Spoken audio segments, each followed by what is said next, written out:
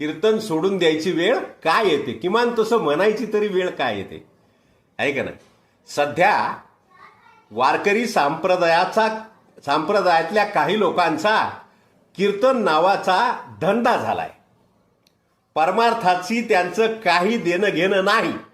आमच्या लहानपणी जे महाराज लोक आम्ही पाहिले, जे वारकरी आम्ही पाहिले, जे कीर्तनकार आम्ही पाहिले, त्यांचे विचार आमच्या मनावर बिंबवल्या गेले. ते कीर्तनकार खरंच निस्वार्थी होते. त्यांना कशाचीही अपेक्षा नव्हती.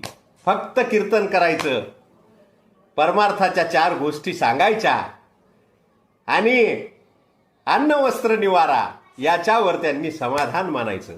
आज कीर्तनाचे भाव कुठल्या टोकाला गेलेत.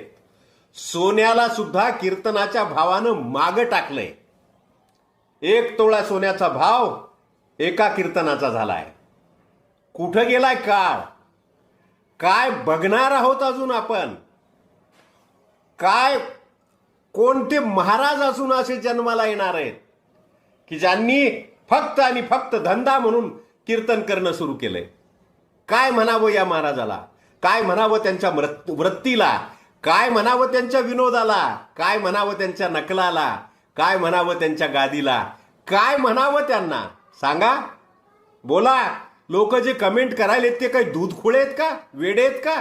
मला एका महाराजांनी कमेंट केली, ज्यावेळेस माझी ही कविता दैनिक दिव्य लोकप्रमाणे प्रसिद्ध केली आज, त्यावेळेस मला महाराजाची कमेंट यावी की तुम्ही निर्बुद्ध आहेत म्हणून. अरे वा, 4 अभंग पाठ केले आणि 4 कीर्तन पाठ केले म्हणजे तुम्ही फार बुद्धिवान झाले का?